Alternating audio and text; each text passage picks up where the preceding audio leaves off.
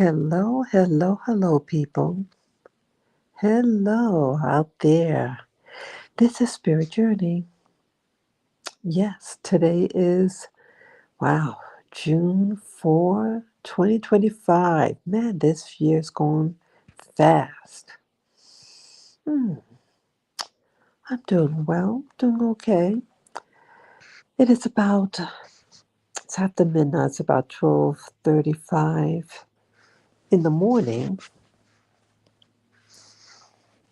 and I can't sleep. My mind is busy. Boy, I was watching a lot of videos today, and I asked the question, what would you do? I was watching videos on World War II, um, saw things that reminded me of a lot of things. Mm. Yeah, so I yeah, I was watching something on Algeria when it was colonized by France. And a couple of days back, I was watching something on Iran, and I'm starting to see parallels. And I asked myself, what would you do if you sense things going on and you don't know whether you're just overreacting, just taking things too sensitive about things you might see in history? And as they say, sorry, it's a plane coming, as the expression goes, if you don't know your history, you're bound to relive it. I even go even a little further. If you don't care about certain things, don't be surprised something knock on your door that you don't like. I want to share some things with you, and I love your feedback. I would imagine that you have a big world, and someone's bound to have experienced certain things, and they'll definitely have an opinion about this live stream. Yeah, well, today's video that I watched on YouTube was on Algeria, and I don't know much about Algeria, but I have met an Algerian. Oh, it's about 30 years ago, and very pleasant. Algeria is in North Africa, and it has a lot of landmass. It's very big. But its history is that it was taken over by mainland France around 1880 something. And the French had control over Algeria for about 130 years. And I didn't know that Algeria was also populated not just with people from mainland France, but a lot of people from Spain and Italy. And I think they said that Spain was the largest migrant group in Algeria, then Italy. And you might have other groups too there, but they're Europeans. And primarily what these people did, oops, sorry, hold on. Sorry about that. I have to keep my finger, keep on tapping on the screen so it won't get black there, blacking out. I apologize if you're screaming dog too on you. But anyway, so yeah, I didn't know that Algeria had a lot of different Europeans there, and they were there again for about 130 plus years. What else? Yeah, oh yeah, the people that migrated there from Europe, they were farmers. They knew how to farm, and these farmers were from Europe. They weren't rich people. They were modest farmers, and they had the opportunity to get land, and they knew how to work it. They knew how to work the land and produce a lot of stuff. But also, what they had machinery. Now, I'm sure they didn't have that machinery, in 1880s, but with the invention of the automobile, then you had, you know, these tractors and stuff. But the rest of the population, the label that they were given were called Muslim. Yeah, they speak Arabic there, um, but in labels, it was that the oh God, what term did they give them? It was the Europeans and the French, and I think they called the Pied Noir. I think that's the name they call them. I'm not sure what that means, but that they used that terminology, but they were Europeans. And interesting, they used the term Muslims rather than you know their tribe, whatever, because they didn't just say, well, let's just say Catholics and Muslim, but no. But either way, these Muslims, um, they they didn't have the same um, technology, the tractors and everything. Everything was done using like the cows to plow the land and everything. And it was a lot of poverty. People who lived, they were, I think, nomadic. Um, excuse me, a big portion of Algeria is desert. So the coastal areas of Algeria is very workable, very fertile. But many of the people uh, pretty much living, it would turn out you know, on the edge, on the fringe. On the surface, everything seemed copacetic. People seemed to get along. It seemed like things started changing. I think it was right after World War II. You had a gentleman, uh, a Muslim, and again, Algeria was like a part of France. Well, ruled by France, and so the people there, they were. I'm not sure whether they were actually citizens of France, but they were able to fight for France, the Muslims. And this one gentleman fought, I think it was World War II, and he did very well. And it turns out that that gentleman would later become like the president of that country, the leader. Um, and even though he fought for the French in World War II, he said in his heart he was just as much a Muslim. and that was his identity. So he did his stint in the war.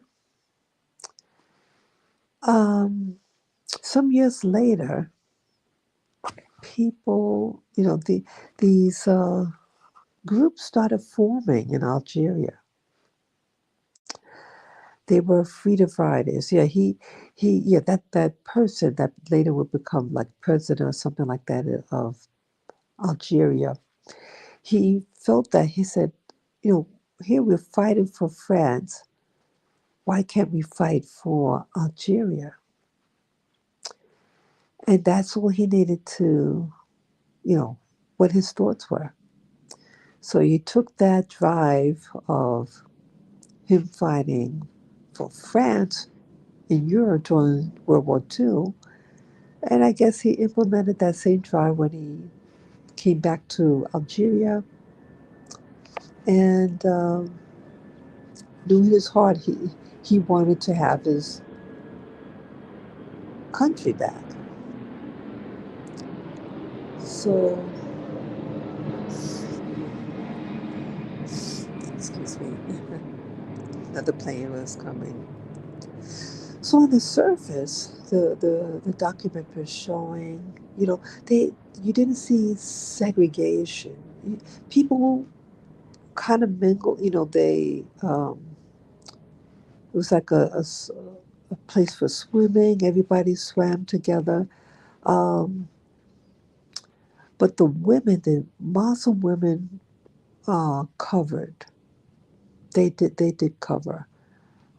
So, yeah, they generally didn't go. They stayed at home, and the guys would be the ones that be outside.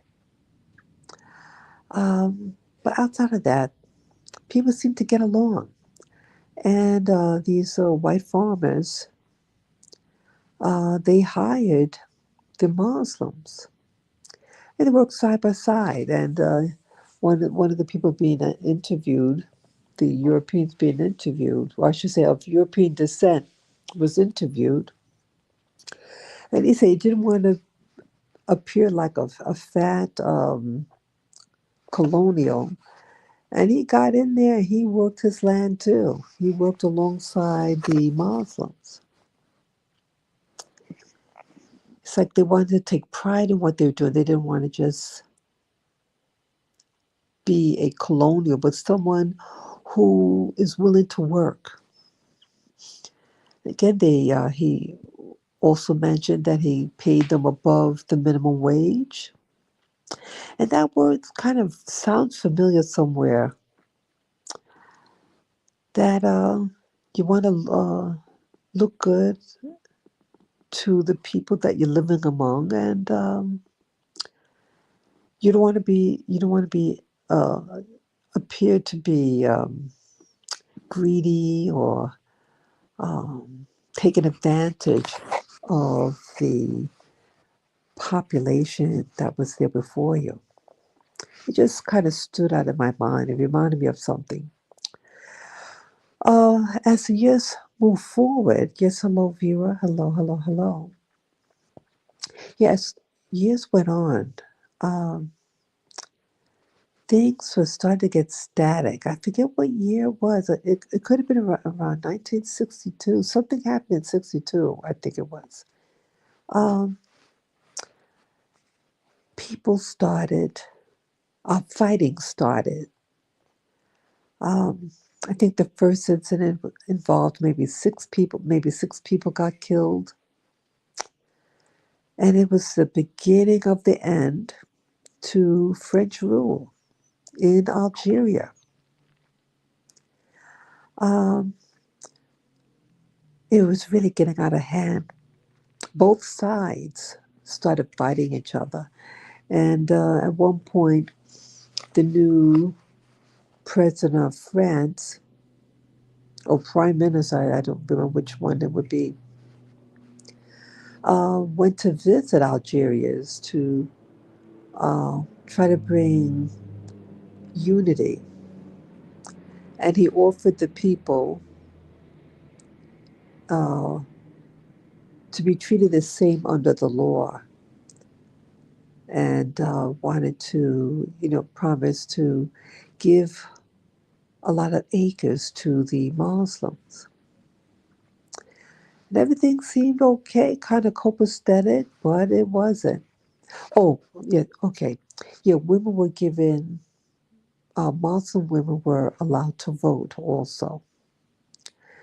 And so, since it's, I think, like a constitutional thing there at that time, when was it President Segal said everybody's equal and or equal rights under the law, um, they had their seat in government. So now, since everybody has the right to vote, since Muslims outnumber everyone else as an ethnic group, if I could say it like that, they got into power, and they voted to see if they would uh, rule their own country and no longer be under France. And they worked it wisely, and it's no longer a part of France, Algeria. And it was big celebration, big, big, big. It was a dirty fighting uh, prior to that, and even after they got their country back from France, some people there were considered traitors, and they were eliminated. So it's really something. So here they got the right to vote. They got majority rule, right? A democracy, and even under that democracy, there were individuals there who eliminated these people. It's horrible. So that story reminded me of the country Saudi Arabia. Oh, I hope I'm not getting the different story. Yeah, the different aspects of that I wanted to discuss. Let me make sure it was. Yeah, I started to see like a parallel. Because you have Saudi Arabia. Oh gosh, hope I'm getting this right. Yeah, there was something also. Okay, there was something with Iran as well. I mentioned in the description about Iran. Now, with the Shah of Iran, you had yeah, you have like the the oh yeah, I remember. Okay, okay, yeah, more the relationship between Iran and Saudi Arabia, but I knew there's also connection with um, Algeria. But either way, let me word it this way. Okay, now remember the story with the Shah of Iran around 1979. I guess it was like a coup or something like that. Now Iran was under um, it had two aspects to Iran. Um, Iran, also known as Persia in the older days, in its history, they were known as Persians. And they have a long history, that region of the world. And you had two portions of that country. You had the rulership, the kingdom there, the royal family who ruled. And I think they were absolute ruler. Anything they say goes. But you also had the religious segment of the country, which is Islam. But Islam came later. Islam is about, was that 1600 years old? But this Persian Empire, they said, was 2,500 years old. So there's no comparison of power, the power seat. Um, Fast forward what happened in Iran, that the religious community uh, gained power, and their king, or the Shah, I guess Shah and king, the term king means pretty much the same thing. He went into exile, and now Iran is an Islamic state under Sharia law, very very strict. And at one point, in its history, the Shah wanted to modernize the country. A big part of Iran was very underdeveloped, and he wanted to modernize everything, and he didn't want to have the women that they shouldn't be forced to cover.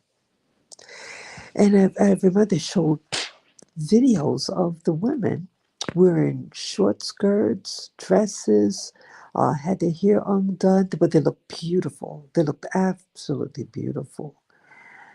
And it's so shocking because now it's an Islamic state, and you don't have that freedom. They don't have that freedom anymore. But if you mind, yeah, Persia slash Iran, I'm wondering whether Saudi Arabia is going to go through the same thing. So, because I was also watching about a couple of days ago about Saudi Arabia. Saudi Arabia is under the rulership of a king, absolute power. Okay, anything he says goes. And they have a new, the son of the king. Uh, he too wants to modernize things. He's initiated multiple um, land development like you wouldn't believe. I mean, Saudi Arabia primarily is a desert. The people are nomadic. They have livestock and they just move, walk and go to different locations where their cattle, the camels, cattle, whatever, what they have. Uh, they go where they can get food for their cattle. Um, it reminded me, it looks so similar. So here you have a prince, the crown prince, and he's working very hard to modernize. They have many men from that country who are sent overseas to learn all types of things. They go to all these Western countries and then come back with knowledge to develop their country. But Saudi Arabia is an Islamic state. What if, like now, what's happening now in Saudi? I almost forgot. They're developing this thing called the line. It's really designed as a 15-minute city. It's narrow and many miles long. And the wall is made out of like this reflective, looks like a mirror. And people will have everything close at hand. They don't need a car. Everything is within reach. Now, what if it's, oh, yeah, almost got also, uh, the land of the I guess you call it the peasantry, their land is being taken away from them. And the ones that resisted got unalived. Wow. Now, what if, okay, this king, he has pretty much absolute power,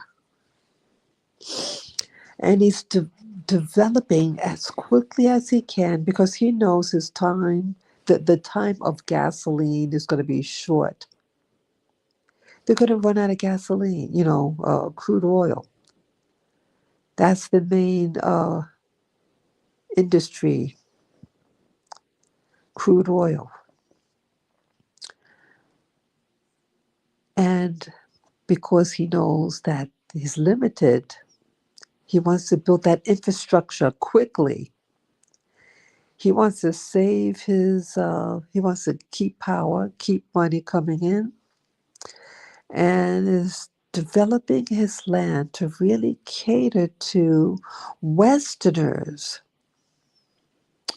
And or if you're royalty, okay, you'll have money. So if you're royalty or Westerner, that's who it's being developed for, it seems. I doubt the line is really being designed for the um, nomadic population. And you'll be, people could get upset. People's feathers could get ruffled. And when they feel like they have nothing to lose, don't you think they might attack? Now in history with Persia, here the king wanted to modernize everything, use technologies. He went to Europe and he wanted to uh, do his homework, so to speak, which Western power would be the primary person who is to develop technically his country. And they did decide on Germany. Well, what if in Saudi Arabia, when someone feels like they're being pushed and pushed and pushed, they're gonna, chances are they may want to push back. If, let's say, more and more land gets taken away from the indigenous the peasantry, they can get angry. Let's say if you try to modify their religion. Now they're already allowing now women the right to drive a car. Um, and I think I heard that they might be allowed to date, but in secret. Yeah, see, so even though the new the prince, the crown prince of Saudi Arabia, is, it seems like he wants to modernize Saudi Arabia and bring them forward to uh, live in technology and stuff. But doesn't mean that they want it. Some things might look good on paper, but people are basically, basic in life, right? Some people are not ready for change. They're desert people primarily at heart, right? They have their religion that they've had, was it for 1,600 years now? Are they ready to change? Yeah, it looks good on paper, right? But what could happen to Saudi Arabia?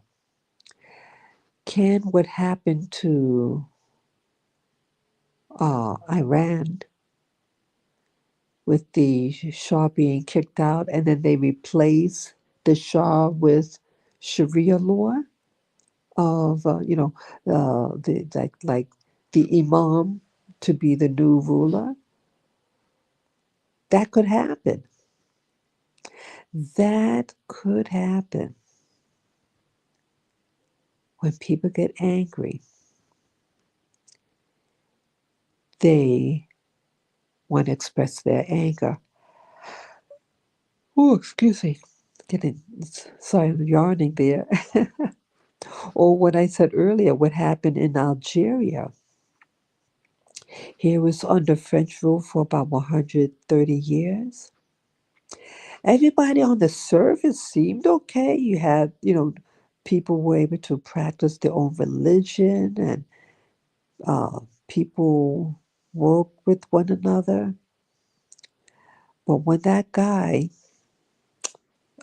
Muslim, who was fighting for the French in World War II, when he tasted the idea of freedom, when here he freed Europe from the Nazis, he wanted to come back home to Algeria and free the Algerians. And that's what happened. And lives were lost in the process. Really something. You had what it looked like what happened in Algeria. You have a lot of the people were of the peasantry. They didn't know how to work the land the same way as the colonial powers from Europe. And again, you have people's faith system. And for them, they didn't, maybe their faith system attributed to their desire to live close to the land as their ancestors to give them a sense of identity. So even though technology is one thing, but some people don't want to change. But people didn't like that someone who has versus the have not. And I think this is the real question. What would you do if you live in a place? Let's say where you live, you have a lot of peasantry, and then you have the new rich or the new middle class building homes, maybe going on vacations. And on the surface, it looks like people are really lavishing it up of super wealth in the eyes of the peasantry. But even though they're not rich, but the perception, see, it's about perception. What does the perception of something look like? That's what's going to prevail in any situation. What would you do, people? Because history seems to repeat itself.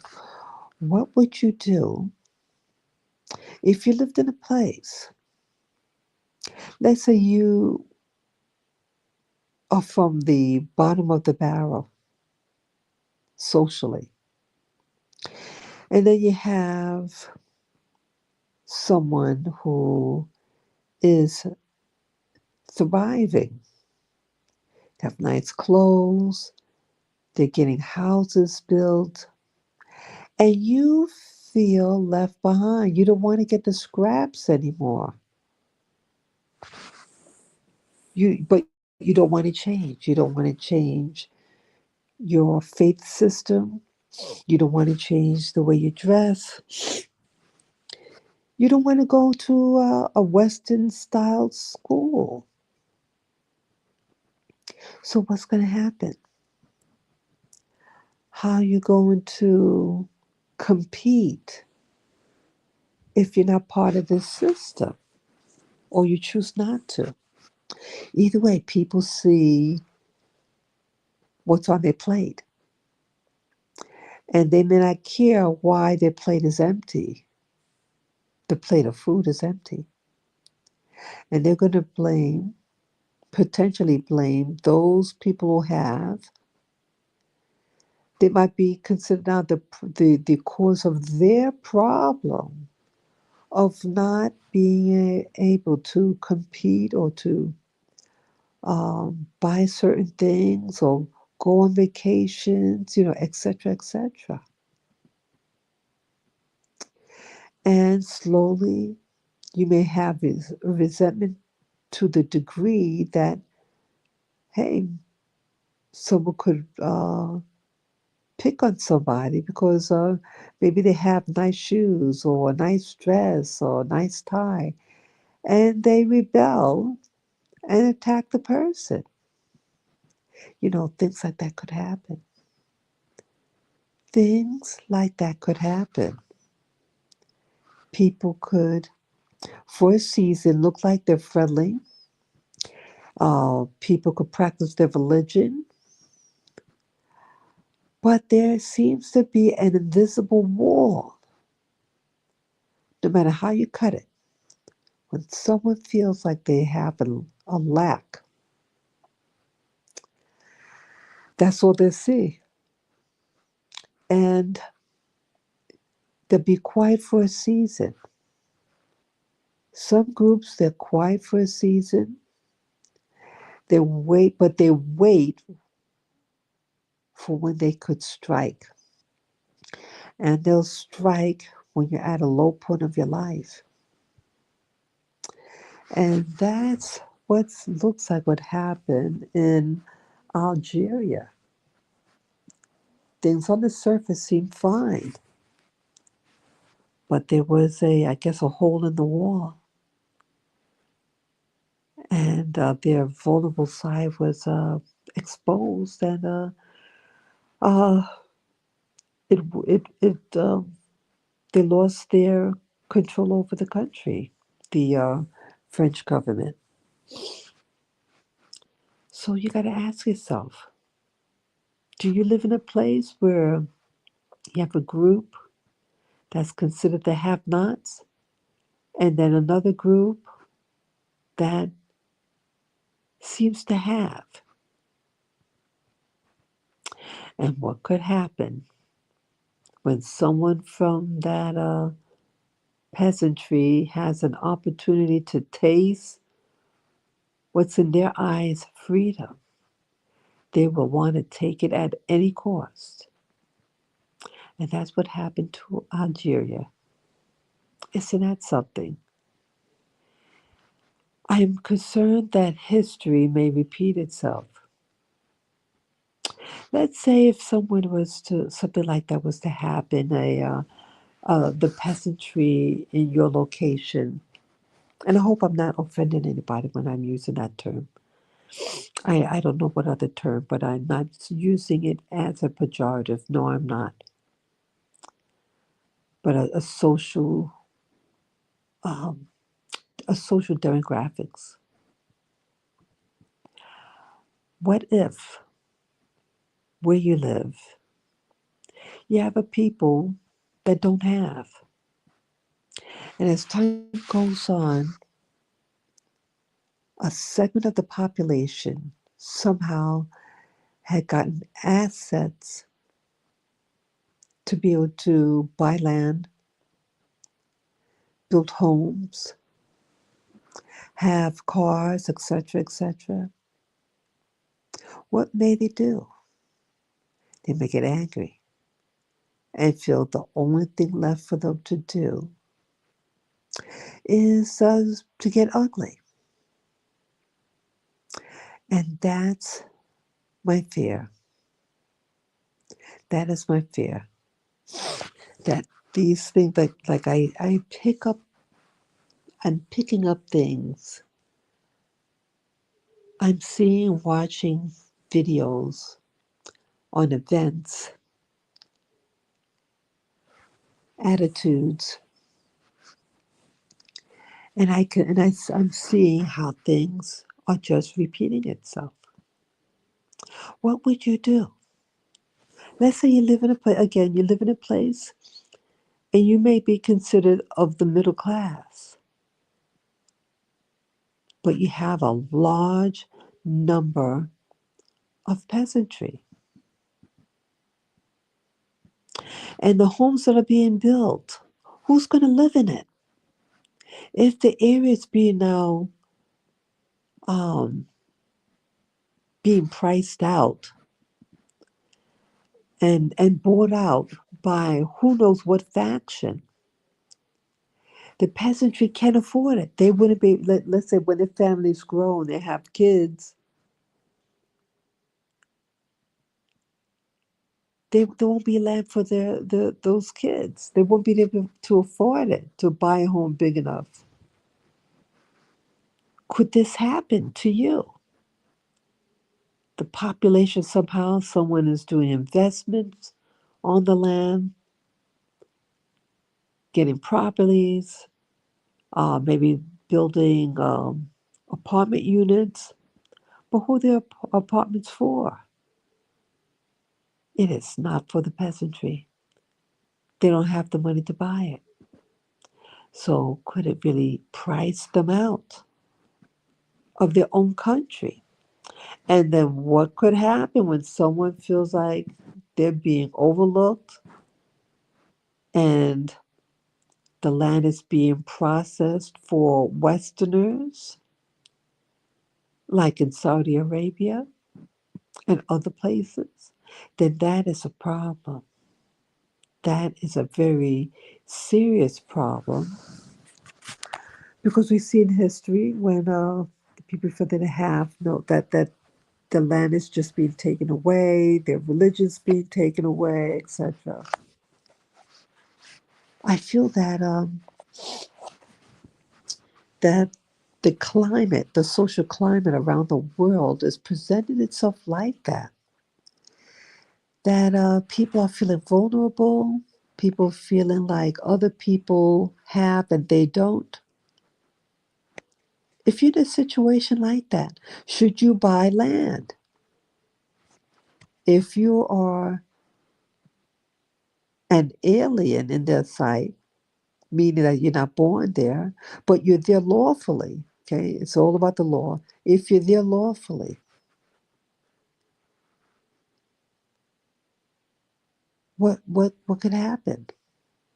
What could happen to you if you step on the wrong toe and violence erupts? When someone is angry, an angry man is a hungry man. And hunger could be on many levels. What could happen, people? What could happen? And what would you do if you lived in a place like that? That is being developed. And you don't know how far deep to go in the investment of purchasing a home because, again, uh, development development is being made, but it's being made out of reach to the peasantry. And it's looking like more that the elite is able to buy land and property. So go figure. Would you invest in a place? Would you build a home knowing that the reality that something like that could happen? The peasantry gets feel left out, feel discriminated against, and you lose your own land to these people. Yeah, there's things happening in South Africa. Yep, really bad people. Really bad. Because you have the history, what happened there,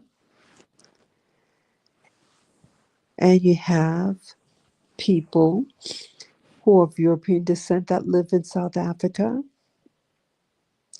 And could they be bought out? Could they be bought out? It could happen. It actually could happen. You could lose everything. You could lose everything. So it's really food for thought, people. What would you do? What would you do if you lived in a land and maybe your ancestors from another place? You love the land. Let's say you're there for generations. But then something happens. What would you do? Would you invest in that land? And if so, how will you protect yourself? These are my questions. These are my questions. Seems like there's a world change and people can get hurt. So thank you again for listening. Thank you again. You can write your comments below. I like to read them. So take care and enjoy your day. Be safe, people. And please be aware of what's going on around you because you may have to leave. Take care and enjoy your evening. Bye bye.